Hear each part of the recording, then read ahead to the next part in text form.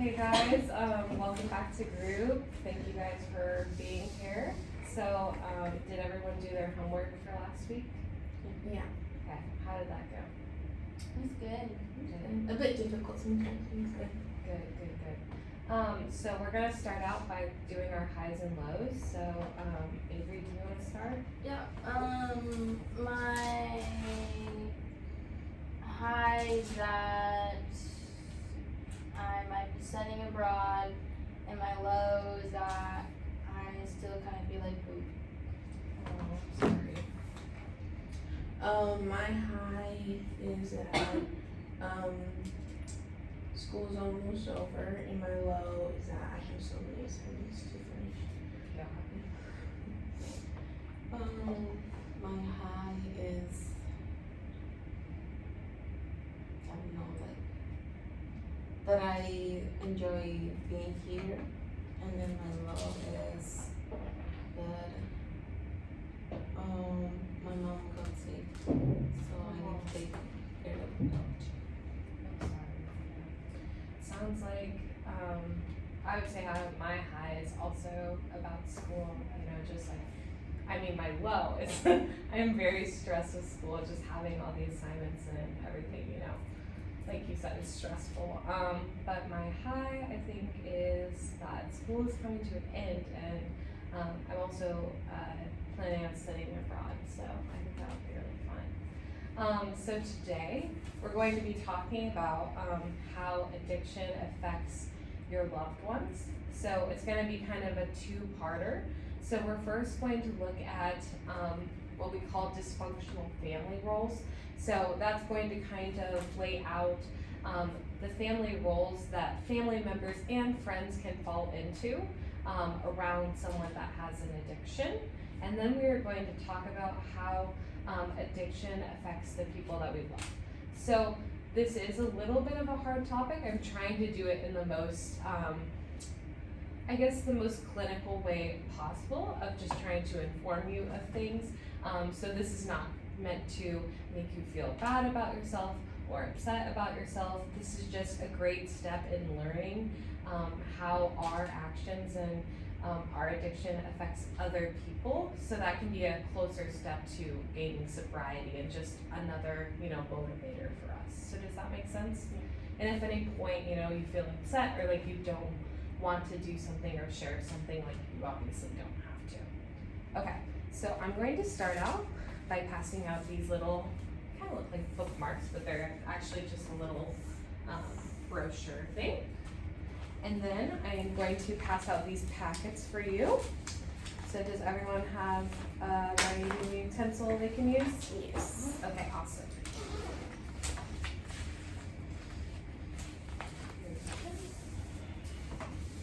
And then, here you go, Todd. So if it's okay with you guys, I'm going to start out by explaining the family roles, and I made just a quick little PowerPoint. Just because this is the way that I learn the best, but I also have that handout with kind of a summary of each role I'm going to be talking about. So this is our PowerPoint on dysfunctional family roles. So I'm going to go over each role and what the definition is, and just because this is the definition doesn't mean that this person necessarily falls into this category or that all of these character traits relate to them. It's just, kind of a generalized idea to give us a picture into each of these roles. So starting off, we have the addict within the family. So this person is usually actively struggling with their substance abuse. They could be in an early or late stage in their addiction, which could be hovering over rock bottom. So the very hardest part. Regardless of where the addict is in their use, is certain that they are being consumed by this addiction at a great level, and the addict serves as kind of like the main focal point that the family focuses on. The behaviors and actions can dictate the functions of the other family members quite heavily. Then we have the scapegoat. So do any of you know what the word scapegoat means, or like what the definition is necessarily? No? Okay. well, this is going to kind of explain it to you.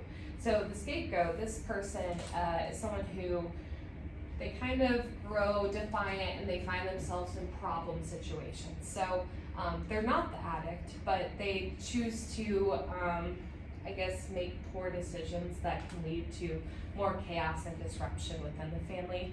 They want to divert attention away from the addict and to them, which actually allows the person facing addiction to continue that abuse of drugs.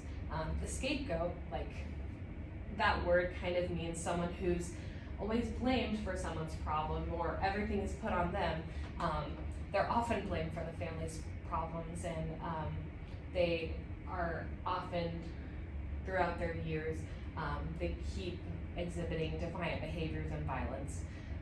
So that's kind of a continued cycle that we see within that role. The mascot. So a mascot obviously is something that you put over your head to like become another person. So that's why this is called a mascot, because in times of stress, when someone is addicted to drugs or alcohol, there's one person that wants to always make light of the situation and you know, try to divert the attention and something happy and not what actually is going on. So this person usually can't manage their emotions well. They want to gain attention and divert that attention away from that other person, and they tend to grow up, you know, struggling with their own substance abuse problems because they haven't been able to gain those coping skills because they're always trying to make light of every situation they're in.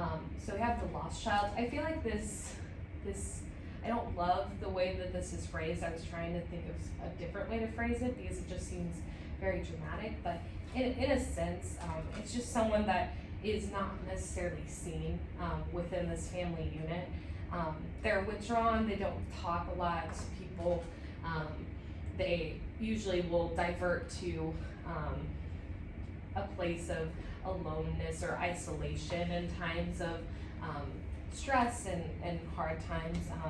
They put off making decisions, and because of this role, they usually have trouble forming friendships and relationships in the future because their way of coping is to just kind of make themselves invisible to everyone else.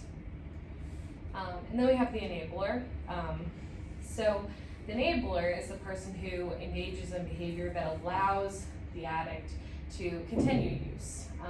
So this is really common for mothers and spouses, it's been found. So this person takes on this role and makes excuses for someone who's dealing with addictions behavior, or even giving like that person money or transportation to take them places or allow them to do things that they know would not be good for them. So they want to smooth things over and kind of make the problem a lot less than it is, but they're actually just constantly feeding into that problem. And then we have the hero. So this person, I feel like the hero role, like a lot of different roles we've talked about can kind of like fit into this, but they engage in behaviors that they feel like will bring more sense of normalcy, like into the family, like things were like making things better, but they're a type A personality. Usually they want things in a certain way, they want things right, and they want to do that. So when there's an upset in the family, it's everything to them. So they're going to do everything they can to make things quote unquote perfect again. They continue to fight for the normal family, and usually they become having problems with anxiety and stress and even panic attacks because they're just constantly striving for something and having unrealistic expectations that will never be, unfortunately. So those are our family roles, and so I'm gonna ask you to just like take a couple minutes and read through the little brochure I gave you. So we're just gonna say for 2 minutes, just read through that.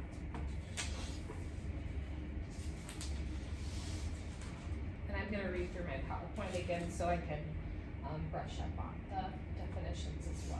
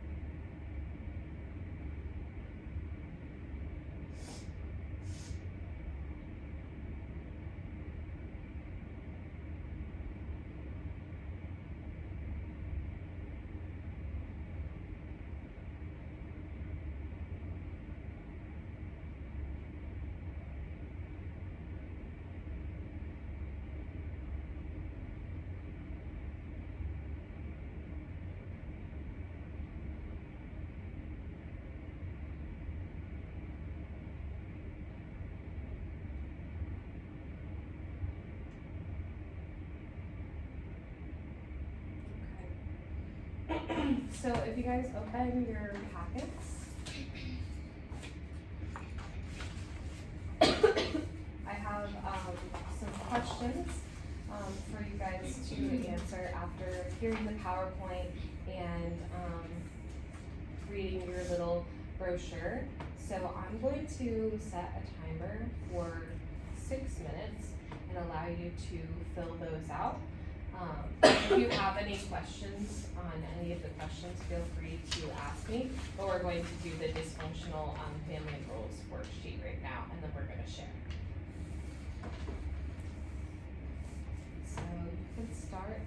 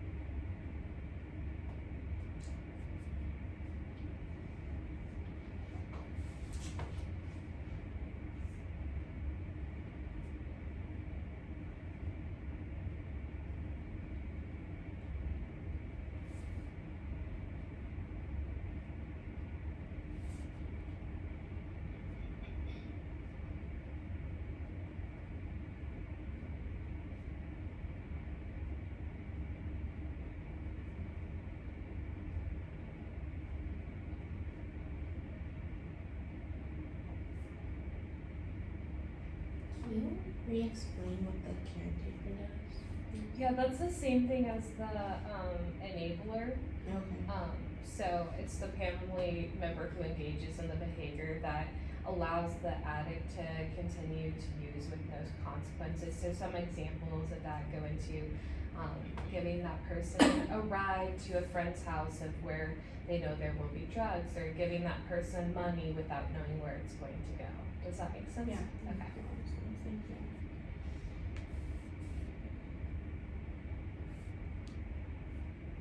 And the hero is the opposite of that, right?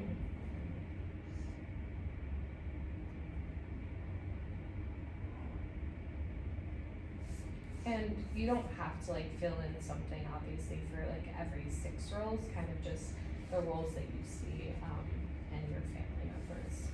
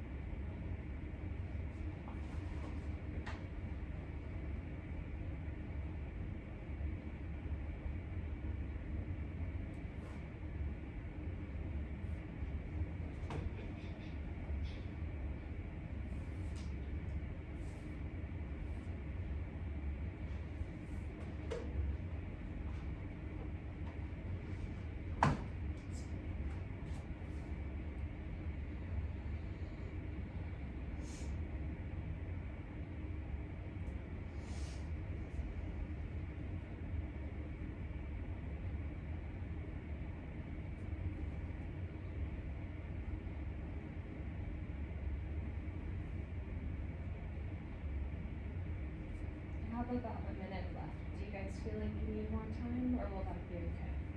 No, I think that's good. Okay.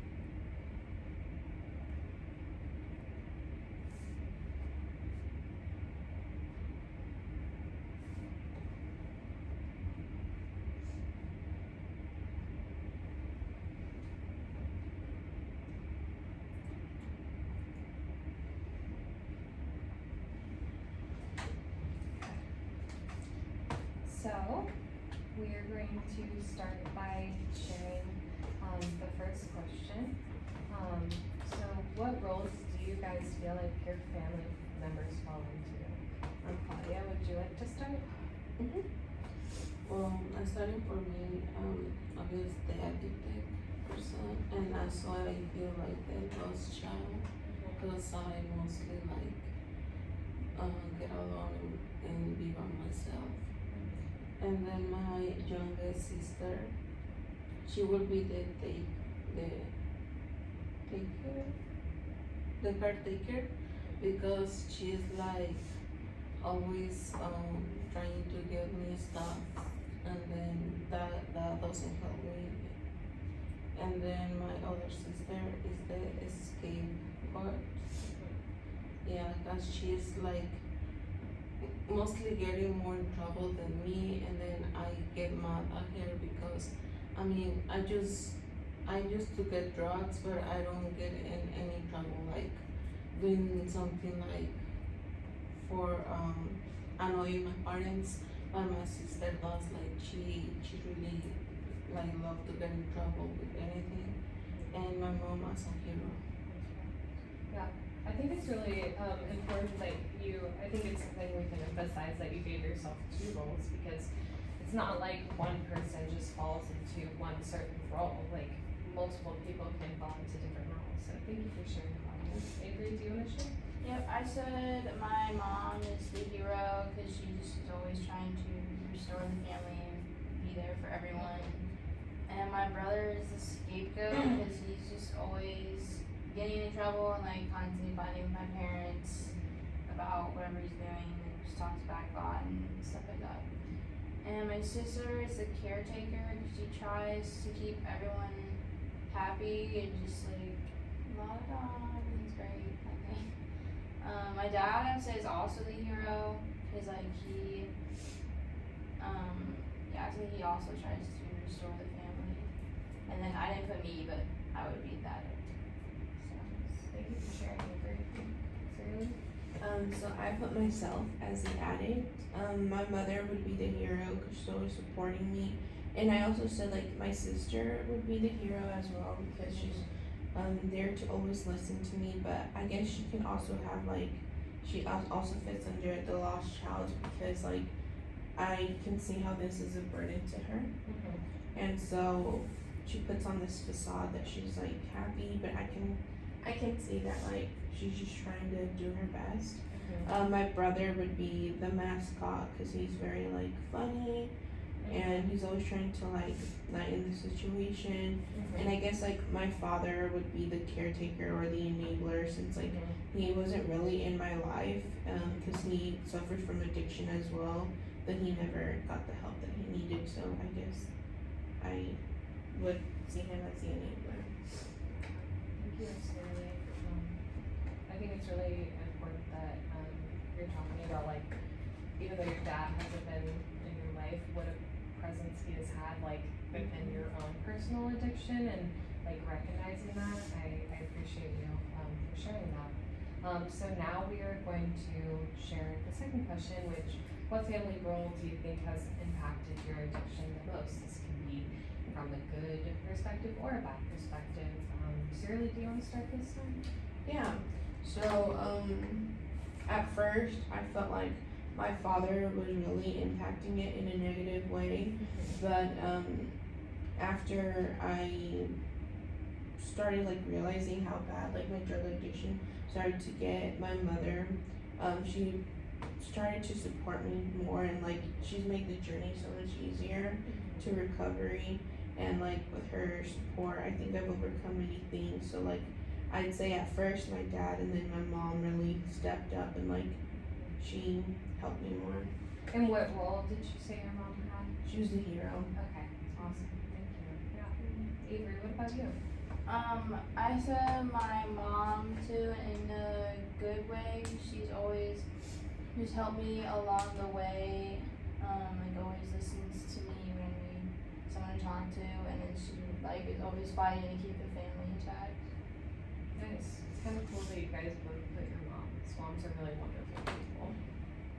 Claudia? Yeah, I include my mom also and my sister, but my sister got me in a bad way because she sometimes makes me feel bad about my appearance. So when she makes like some comments or insults me, so I just go get drug. And my mom in a good way, she's a hero and she reminds me how valuable I am and then how strong I need to be to get out of addiction. Yeah. It's like I said, it's kind of interesting that you guys all put your mom as the hero. That's awesome. Okay, and then our last question. What are some ways we can try and get our family members to step out of these roles? How can we make our quote unquote like dysfunctional families functional? Avery, do you want to start with this question? Yeah, I wasn't really sure if these would work. Like, I didn't have a lot of ideas, but I think just encouraging my brother to recognize that his actions are selfish and negatively affecting the family, and telling my sister to provide like consequences to people and just don't always act like everything's fine all the time when like it's not. Like, just recognize that like sometimes life is hard, and it doesn't help to just say like everything's fine when it's not. Tyralee? I said like set boundaries with my father, like if he wants to be in my life, like he has to help me as well and like maybe even get help for himself, you know? I also said like help my siblings recognize that it's not their responsibility and this shouldn't be a burden or that my addiction is not their fault. Because they're still young, so I think like I don't wanna cause them mental distress as well. And I said like expressing gratitude as well, like letting them know that I'm very thankful for all their help, especially my mom. Good, yeah, that's so important to, give back like that gratitude, but kind of like what Avery said, just letting your siblings know, to stand up for themselves, but also to understand where their place is and things and not blaming themselves is also really important, especially in situations that we're dealing with right now. What did you say, Claudia? I say like to find or to reach out for family therapy. Like I really like to get my family to a group like this, like to get in, like to and then we can talk about how we are feeling and then how we impact each other and then how we can improve our relationship to create a healthy family environment. Yeah, I think that's really important because this whole session is about how addiction not only impacts an individual but impacts families. So family therapy or even just like sitting down and having those hard conversations is something that I think is super important. Did anyone have any other like questions or comments they wanted to share about this activity at all? No? Okay, awesome. So we're going to kind of shift gears and we're going to take out our second packet. So it should say interview questions, and I know it's a little weird. You're like, why am I being interviewed? So something when I was doing research about this topic is the importance of walking a mile in someone else's shoes that is being impacted by your addiction. So these interview questions, you're not going to be answering them. You're going to pick a loved one or a person that you're very close to, and you're going to answer them from their perspective. So someone you know very well, who has been there throughout your addiction process in either a very long time or just has had a big impact. And what we're trying to do by this is we're trying to walk a mile in that person's shoes and kind of get a little glimpse of understanding how this has impacted them. So, if I were to do this, I'd probably choose my mom. So I would answer the questions like I think my mom would answer them. Or you could pick your best friend, or your dad, or brother or sister. Does that kind of make sense? Okay, so what we're gonna do is we're going to split into pairs of two. You're going to pick 3 questions to ask the other person, and I'm gonna give you around 6 minutes to answer each question, and then we're going to switch. Does that make sense? And since one of our group members is sick, we're going to just, the person paired with me, we're just going to kind of have a little discussion and possibly answer all 6 questions. Does that make sense? Okay, so Avery, do you mind being in a group with me? Nope. Okay, and then Sarah Lee and Claudia? Okay, so what I'm gonna ask is that maybe you can sit here and then I'll sit there, and Avery, you and I can kind of scoot up against the wall so we can have a little privacy and you guys answer those questions. So is it 6 minutes per person answering the question? Yeah, and then we'll switch. Okay. Yeah.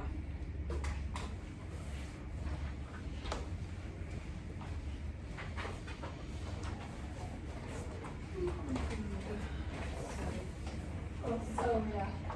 So, have you picked out a person? I'm gonna be my mom.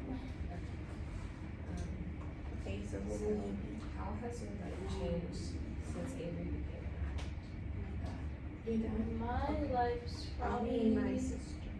changed because now I'm constantly worried about everyone in the family, Asking you, mostly how has your Avery, life changed since but, you had your dad? just constantly worrying, and I try We're supposed to to be like, keep yeah, you're like the interview family my dad, together, and then she's going to but talk it's about me. hard, and it's just painful Yeah, to your see dad's Avery go through. Yeah. The state So conditions. like since my daughter become a little kid, like my life has been like so sad because I didn't like to be like to see my daughter in this situation because it's hard as a parent like to see how a child how my child is like losing part of her life because of the parents. And then I tried to help Like- her, but she doesn't understand and she didn't listen to me. Stamina almost, So like I just like just seems lost like the faith everything, that she's going to recover. ever since Avery became an addict, like everyone, it just seems like the family's falling apart with like my other daughter's son, and so I guess it's just like harder to keep up. And then yeah, And cause like she started using drugs like yeah, keep up 5 parent years everyone, ago, and then because everyone has I issues, it's hard to didn't like notice balance sometimes everything. it's at the Address first everything. time because she used Also, I'm so sorry, guys. Something I forgot to mention is the blank is where your name goes. Yeah. So I just wanted to make that clear. I'm sorry I didn't say that earlier.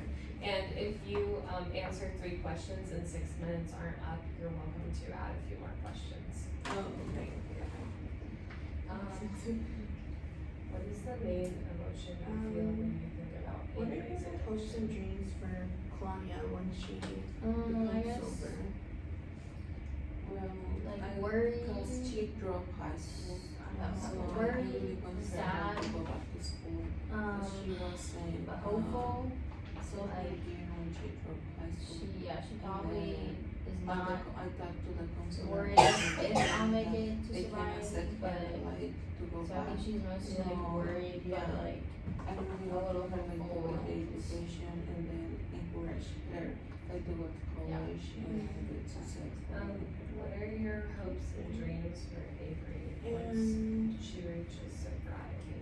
what is the main thing you My love hopes about for Claudia? Avery is I know that you've been through a lot of stuff, so what's the she- main thing you love about her? graduates I feel college, Her Because, Because she's a lovely person. Like does not relapse. yeah, when she didn't And use drugs, kinda like she's the most works with the family beautiful to and mend lovely person that I know because roles cares about and others. work towards the better of the family, when in she addition used to drugs, working on she's just herself. like so aggressive and like she's like What totally is the main different thing that you person. love Like, about Avery? I know this is because of the drugs because she's I not think really her Mm. like resilience, like ability to kind of stand up and admit that she needs help and that Yeah. she went to here to therapy, so Okay. always What just have you most lost proud since that Claudia she's became an addict? getting help and that I think we is a huge lost step trust.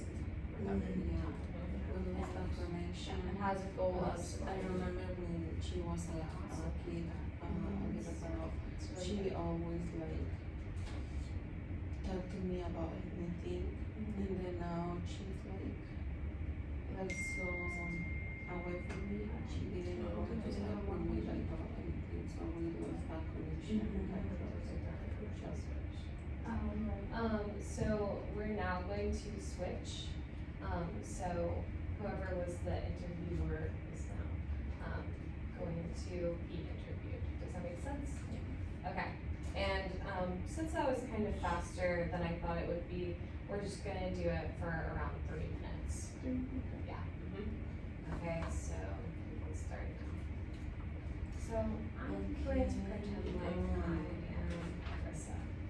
Okay. Congratulations, and Alright. you became an I'm gonna pretend like I'm me and I'm Um, That's like your turn. Okay. Well, I'm her How younger has your sister. life changed So, since because she hasn't been Emily at became home an addict? a lot, Um, I wait, are you gonna I tell have me more more? responsibility now. to take I care think of our that little brother. my life has just become It's like been a little hard a because lot more I'm turbulent, the and one I who don't sees my really mom know struggle. what to Yearly doesn't really do see her. because everything And seems my like mom sometimes unsure gets really and sad and she uncertain cries, and so different. my and life's it changed just because feels I get to there's see not like a the hard sense of, stuff like, that goes peace on anymore, with my makes sense. family, and I have much more responsibility now. What have you lost since Emily became an addict? What is the I main think thing that I've you have lost, always like, been? a lot of trust and Yeah. a sense of self because I guess I I really now like feel like my how- life like revolves around like before she became addicted, I really liked how she And, listened like, to me. I used to talk to her used to be about able to, like, trust everything. her with She was a everything, really now I good just like am listener. constantly worried that like And she's she doing would drugs help me or when I she's get making a got poor in trouble with decision my and I mom. don't wanna feel And that she way was about always my there daughter, to so stand what up do for I me do? and my brother when we got in trouble. Yeah, I definitely But now, like, I love that. It's a good answer. Things have changed. What is the main But emotion I you still feel love when that you think about Emily's Despite addiction? like all this addiction she's going through, she still Just like to be has the simple strength and to just try to sad. get better. Just, I don't I want really this for like like how she's her and her trying because I know future, this is and I really know hard it's for like her. something But that hopefully I love is how like she- temporary, but she I still like, tries don't to wanna be see, like, herself the person I love, tries like, to be there for do me. that. What are your hopes and dreams for What Emily is the once main they emotion reach you feel sobriety? when you think about Um, Sylvie's addiction? I just want her to like The main emotion achieve the things is she's always wanted to achieve, and hurt. I don't want this to Like be I'm really the hurt that for she the rest of her decided life, to you know? She's like become capable of so addicted much, to drugs instead of and talking I to just want us her to be or able her to family. see So that whatever herself she and was be able maybe to going through, we do could the have things helped she her wants with to do, it. like she wants to travel, and she wants to get her I'm also very education, hurt she wants to because continue that education, get like I feel like I'm so master's and young possibly and I want doctorate, to I wanna see her live life be more able like to do as a that as and a not teenager. I want to like 13, not so be held back. I don't want to have all this responsibility. So I'm also like What is the angry main thing as you well. love about Emily? She when I think about like her addiction, it just I don't know, it just makes she tries I to feel be a a lot of very things, but caring mostly person. She hurt cares and about anger the because world I and know just like she could do so much being better. kind in general and wants to help when she can. And I just really admire her for that. Get reflection. Yeah. So that is 3 minutes, so if you guys can head back to your seats. Thank you. We are switching or No. Yeah. So, we're just going to, I'm just going to ask you, you good, Sarah? Yeah, I'm sorry. Okay, no, you're good. So, I'm just gonna ask one question. Just how was that exercise for each of you? How did that feel? It was hard because I've never really thought about how it affects my family. Mostly just think about myself and my addiction, and so it definitely took me a while to like think of an answer because you really have to put yourself in their shoes, and then just like thinking of the answer was just even hard saying because just realizing like how it affects your family. It's a lot to process.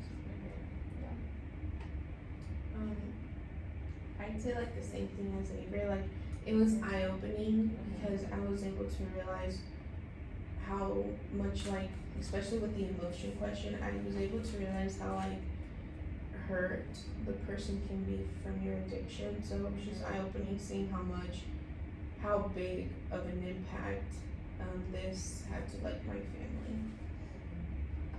Yeah, I also was thinking about how the chums don't just change my life but my family lives, and then how this goes around us, and like because I was like acting like my dad, and I was thinking about like how sometimes I see him like really struggling with my behavior, and then I didn't care about it, so now I'm like impacting, like I'm getting back about how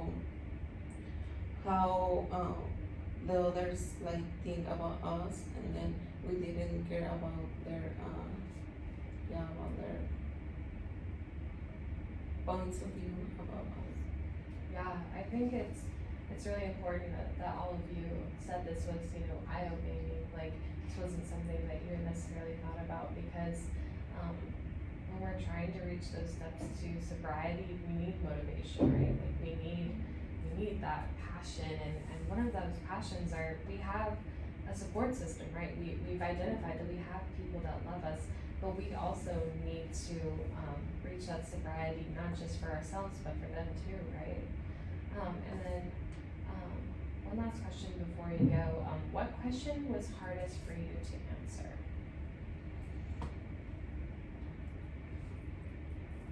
I'd say probably what have you lost since becoming an addict, cause like,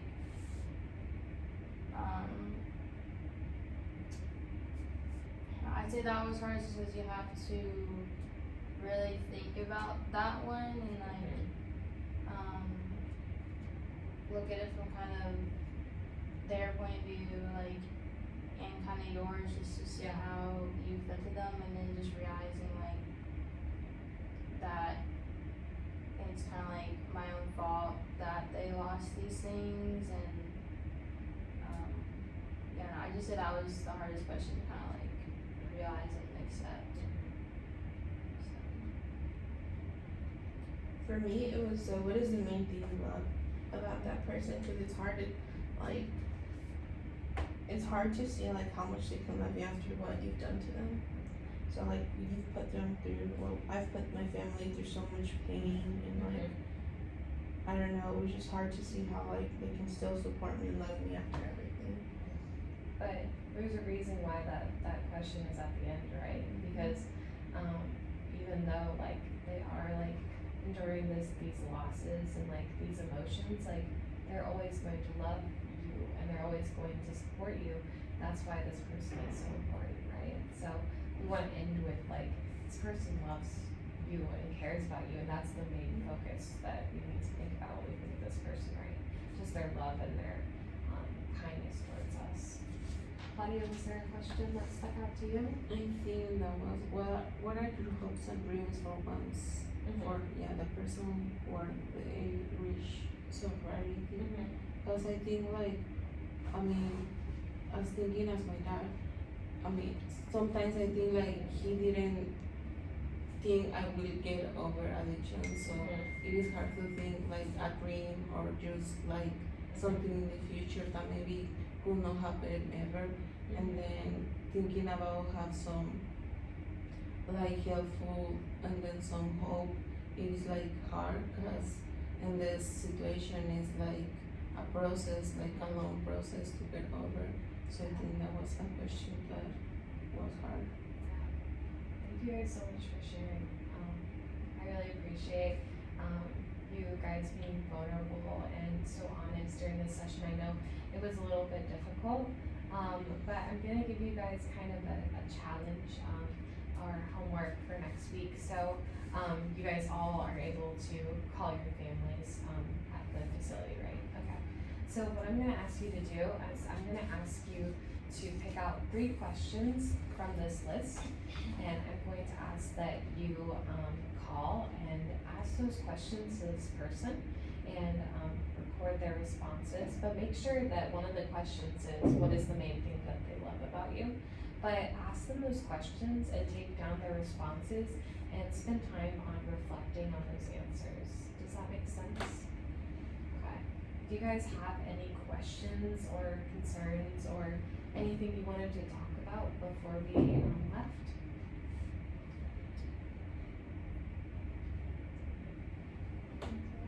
Okay. Are you guys good for meeting at the same time, same place next week? Okay, I'll see you guys next week. I hope you have a beautiful week. Enjoy the spring weather. And you have my contact information if you need anything or have any questions before you meet next time. Thank you. Thank you. Have a good week too. Okay.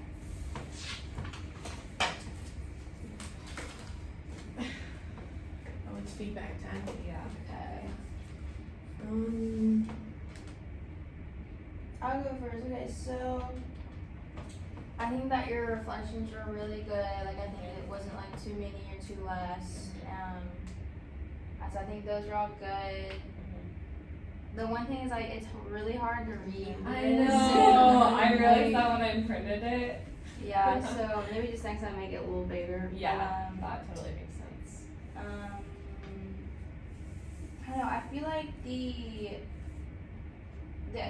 questions are really good, especially the interview questions. Those are really good and like really gets some thinking stuff. The homework seems kind of hard to do that. Yeah. I don't know. It just seems pretty difficult for someone to do just like straight up ask them the questions. Yeah. I don't know. That's just my opinion. I don't know. Yeah. It does, but like that's something like that like in any addiction process they have to like do something like that. Like either it's like they get a letter from like that person on how like the addiction has affected them or they have to have that conversation.